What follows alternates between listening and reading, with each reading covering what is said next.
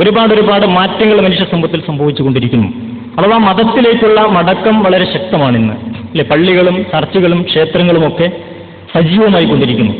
ഈ പള്ളികളിലേക്കും ചർച്ചുകളിലേക്കും ക്ഷേത്രങ്ങളിലേക്കുമൊക്കെ ആളുകൾ ഇങ്ങനെ പെരുകിക്കൊണ്ടിരിക്കുമ്പോൾ യഥാർത്ഥത്തിൽ മനുഷ്യ സമൂഹത്തിൽ ഉണ്ടാവേണ്ടിയിരുന്നത് എന്താണ്? സാധാരണഗതിയിൽ ഇത്തരം ഒത്തുചേരലുകളിലൊക്കെ ആളുകൾ പൊതുവെ പറയാറുള്ള അഭിപ്രായമാണ്, മതങ്ങളെല്ലാം മനുഷ്യരോട് പറഞ്ഞുകൊണ്ടിരിക്കുന്നത് സത്യവും ധർമ്മവും നീതിയും മൂല്യങ്ങളും ഒക്കെയാണ്. അങ്ങനെയാണെങ്കിൽ മതത്തിലേക്കുള്ള മടക്കത്തിലൂടെ മനുഷ്യ സമൂഹത്തിൽ ഉണ്ടാവേണ്ടിയിരുന്നത് ധാർമ്മിക വിപ്ലവമാണ്. പക്ഷെ ഇവിടെ സംഭവിച്ചുകൊണ്ടിരിക്കുന്നത് നേരെ തിരിച്ചാണ്. എന്തുകൊണ്ടിത് സംഭവിക്കുന്നു? ഈ മതത്തിലേക്കുള്ള മടക്കം സൃഷ്ടിക്കുന്ന പ്രശ്നം നമ്മൾ ഇന്ന് അനുഭവിച്ചുകൊണ്ടിരിക്കുന്നു. എത്ര ശക്തമാണെന്ന് ചോദിച്ചു കഴിഞ്ഞാൽ എല്ലാത്തിനെയും ജാതീയ തലത്തിൽ, സാമുദായിക തലത്തിൽ, മതത്തിന്റെ തലത്തിൽ നിന്ന് നോക്കിക്കാണുന്ന ഒരു അവസ്ഥ സൃഷ്ടിക്കപ്പെട്ടിരിക്കുകയാണ്. കുറച്ചു മുമ്പ് കോഴിക്കോട് ഡയലോഗ് സെന്റർ സംഘടിപ്പിച്ച ഒരു ടേബിൾ ടോക്കിൽ അതിൽ പങ്കെടുത്ത ഒരു സാഹിത്യകാരൻ പറഞ്ഞത്, നമ്മളുടെ രാജ്യത്ത് ആരാധനാലയങ്ങൾ വളർന്നു വരുന്നത് കാണുമ്പോൾ എനിക്ക് ഭയം തോന്നുന്നു എന്നാണ്. ആരാധനാലയങ്ങൾ വളർന്നു വരുന്നത് കാണുമ്പോൾ എനിക്ക് ഭയം തോന്നുന്നു എന്ന് അദ്ദേഹത്തെ കൊണ്ട് പറയിപ്പിച്ചത് എന്താണ്? നമുക്കറിയാം, ആരാധനാലയങ്ങളെക്കുറിച്ച് നമുക്കൊരു കാഴ്ചപ്പാടുണ്ട്. അത് മനുഷ്യന്റെ ആത്മീയ സംസ്കരണത്തിലുള്ള പവിത്ര കേന്ദ്രങ്ങൾ എന്ന നിലയ്ക്കാണ് പൊതുവെ ആരാധനാലയങ്ങൾ നമ്മൾ കാണുന്നത്. പക്ഷേ ഈ ആരാധനാലയങ്ങൾ ഒരു വിഭാഗത്തിൻ്റേത് മറ്റൊരു വിഭാഗത്തിന് ഭയം സൃഷ്ടിക്കുന്നു എന്ന ഒരവസ്ഥ ഇപ്പൊ നിലവിലുണ്ട്. അപ്പൊ എന്തുകൊണ്ടാണ് യഥാർത്ഥത്തിൽ സംഭവിക്കുന്നത്? മാത്രമല്ല, ആ മതത്തിലേക്കുള്ള മടക്കത്തിലൂടെ സംഭവിക്കുന്ന മറ്റ് ഒരു മനുഷ്യനഭിമുഖീകരിക്കുന്ന ദുരന്തം എന്ന് പറയുന്നത്, ഇപ്പൊ കുറച്ചു മുമ്പ് സാധാരണ പറയാറുണ്ട്, ഇപ്പോൾ മാറാട് ഒരു കുട്ടപ്പുരി നടന്നു, അതിൽ എത്ര പേര് മരിച്ചു എന്ന് ചോദിച്ചു കഴിഞ്ഞാൽ നമ്മളതിന് കണക്ക് പറയുമ്പോൾ കണക്ക് അവതരിപ്പിക്കുക 8 ഹിന്ദുക്കളും ഒരു മുസ്ലിമുമാണ് മരിച്ചത് എന്നാണ്. അതേസമയത്ത് 9 മനുഷ്യരാണ് അവിടെ മരിച്ചത് എന്നല്ല നമ്മൾ പറയുക. കാരണം എല്ലാത്തിനെയും മതത്തിന്റെ അടിസ്ഥാനത്തിൽ, സമുദായത്തിന്റെ അടിസ്ഥാനത്തിൽ നോക്കിക്കാണുന്ന ഒരു മാനസികാവസ്ഥ സൃഷ്ടിക്കപ്പെട്ടിരിക്കുന്നു. ഒരു പ്രദേശത്ത് 2 കള്ളുകുടിയന്മാർ തമ്മിൽ അടികൂടി കഴിഞ്ഞാൽ അവർ 2 സമുദായത്തിൽപ്പെട്ടവരാണെങ്കിൽ ഒരുപക്ഷെ 2 സമുദായങ്ങളും അത് ഏറ്റെടുക്കുകയും അങ്ങനെ അവർ പരസ്പരം തലവെട്ടിക്കളി നടത്തുകയും ചെയ്യുമാറ് മനുഷ്യന്റെ മനസ്സുകൾ സാമുദായികമായി ധ്രുവീകരിക്കപ്പെട്ടിരിക്കുന്നു. അപ്പൊ പള്ളികളും ചർച്ചുകളും ക്ഷേത്രങ്ങളും ഒക്കെ ഉയരുന്നതോടൊപ്പം മനുഷ്യ മനസ്സുകളിൽ ഒരുപാട് സാമുദായിക വർഗീയ മതിലുകൾ ഇവിടെ സൃഷ്ടിക്കപ്പെട്ടുകൊണ്ടിരിക്കുന്നു. ഇത് യഥാർത്ഥത്തിൽ മതവിശ്വാസത്തിന്റെ അടിസ്ഥാനത്തിൽ സംഭവിച്ചുകൊണ്ടിരിക്കുന്ന ഒരു യാഥാർത്ഥ്യമായി നമ്മൾ അനുഭവിച്ചുകൊണ്ടിരിക്കുമ്പോൾ ഈ വിഷയങ്ങളൊക്കെ എന്തുകൊണ്ട്, ഇത്തരം അവസ്ഥകൾ എന്തുകൊണ്ട് സംഭവിക്കുന്നു എന്നത് ശരിയായ അർത്ഥത്തിൽ വിശകലനം ചെയ്യപ്പെടേണ്ടതുണ്ട്.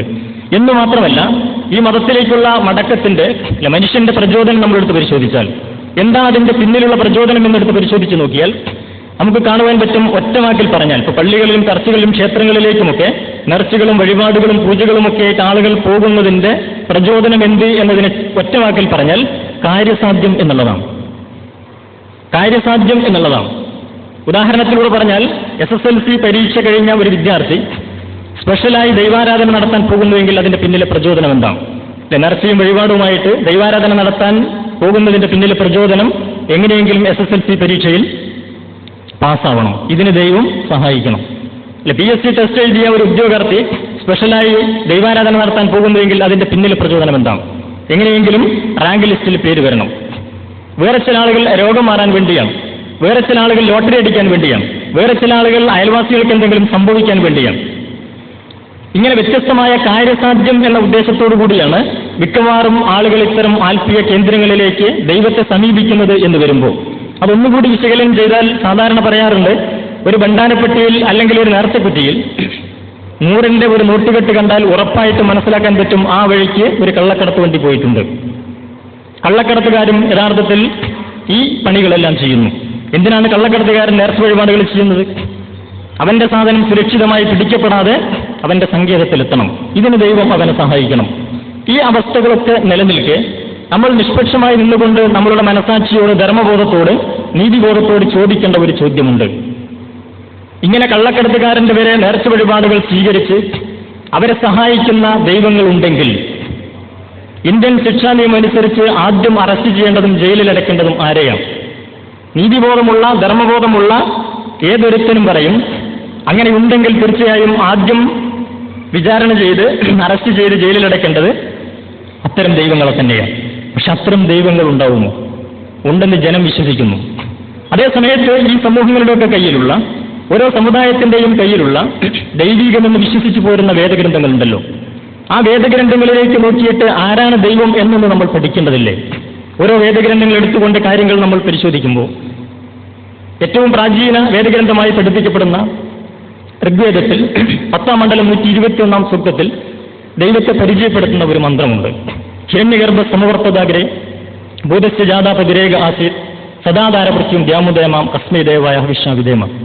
സൃഷ്ടിക്ക് മുമ്പ് ഹിരണ്യഗർഭനായ ഈശ്വരൻ മാത്രമേ ഉണ്ടായിരുന്നുള്ളൂ. പൃഥ്വി മുതൽ പ്രകാശലോകം വരെയുള്ള എല്ലാം അവൻ സൃഷ്ടിച്ചു.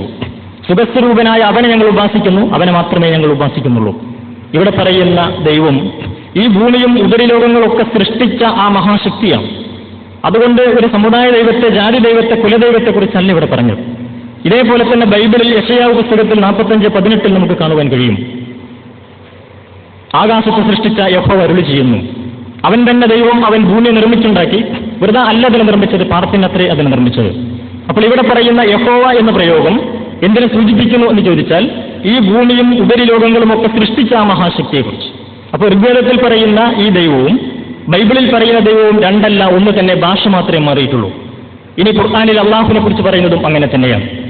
ബദിയു സമാവാതി വൽ അർള്, മുൻ മാതൃകയില്ലാതെ ആകാശഭൂമിയിലൊക്കെ സൃഷ്ടിച്ചവനാകുന്നു അവൻ. അപ്പോൾ വേദങ്ങളിൽ പറയുന്ന ദൈവം ഒന്നാണെന്ന കാര്യത്തിൽ ഒരു സംശയവുമില്ല. വേദങ്ങളിൽ പറയുന്ന ദൈവവും മതങ്ങൾ പറയുന്ന ദൈവങ്ങളും ഒന്നല്ല, അത് രണ്ടും രണ്ടാണ്. അതിന് വേറിട്ട് തന്നെ നമ്മൾ പഠിക്കേണ്ടതുണ്ട്. മതങ്ങൾ പറയുന്ന ദൈവങ്ങളല്ല വേദങ്ങൾ പറയുന്ന ദൈവം. വേദങ്ങൾ പറയുന്ന ദൈവം ഈ പ്രപഞ്ചത്തെ സൃഷ്ടിച്ച് സംവിധാനിച്ച് അതിന്റെ ഉടമസ്ഥനായ തമ്പുരാനാണ്. അവൻ സർവശക്തനാണ്, സർവജ്ഞനാണ്. ഇനി നമ്മൾ നമ്മളോട് ചോദിക്കേണ്ട മറ്റൊരു ചോദ്യമാണ്, അതാണ് ദൈവമെങ്കിൽ, നമ്മളൊക്കെ സൃഷ്ടിച്ച ഈ പ്രപഞ്ചത്തെ സംവിധാനിച്ച ആ സർവശക്തനായ ആ മഹാശക്തിയാണ് ദൈവമെങ്കിൽ ആ ദൈവത്തിന് എന്തിനാണ് നമ്മളുടെ ചില്ലിക്കാശ്? എന്തിനാണ് ദൈവത്തിന് നമ്മളുടെ കാശ്? ആളുകളുടെ ഇന്നത്തെ മതത്തിലേക്കുള്ള മടക്കത്തിൽ നിന്ന് രൂപപ്പെട്ടു വന്ന ആ സമീപനം കണ്ടാൽ തോന്നിപ്പോകും ദൈവം വളരെ ദരിദ്രനാണ്. നമ്മൾ എന്തെങ്കിലും കൊടുത്താലേ ദൈവത്തിന് നിലനിൽക്കാൻ പറ്റൂ എന്ന് തോന്നുന്ന വിധത്തിലാണ് യഥാർത്ഥത്തിൽ നേർച്ചകളും വഴിപാടുകളുമായിട്ട് ആളുകൾ ദൈവങ്ങളുടെ അടുത്തേക്ക് പോകുന്നത്. ഇതിൽ നിന്ന് നമുക്ക് ഒന്നുകൂടി ചിന്തിച്ചാൽ മനസ്സിലാക്കാൻ കഴിയുക, യഥാർത്ഥത്തിൽ ദൈവം തന്നെ രണ്ട് തരത്തിലുണ്ട്. ഒന്ന് മനുഷ്യനെ, പ്രപഞ്ചത്തെയൊക്കെ സൃഷ്ടിച്ച ദൈവം. മറ്റൊന്ന് മനുഷ്യൻ സൃഷ്ടിക്കുന്ന ദൈവങ്ങൾ. ഇന്ന് സമൂഹത്തിൽ നടന്നുകൊണ്ടിരിക്കുന്ന ആത്മീയ ബിസിനസ്സുകളെല്ലാം ഈ പ്രപഞ്ചത്തെ സൃഷ്ടിച്ച ദൈവത്തിന്റെ പേരിലല്ല, അതിനു പകരം ദൈവങ്ങളുടെ പേരിലാണ്.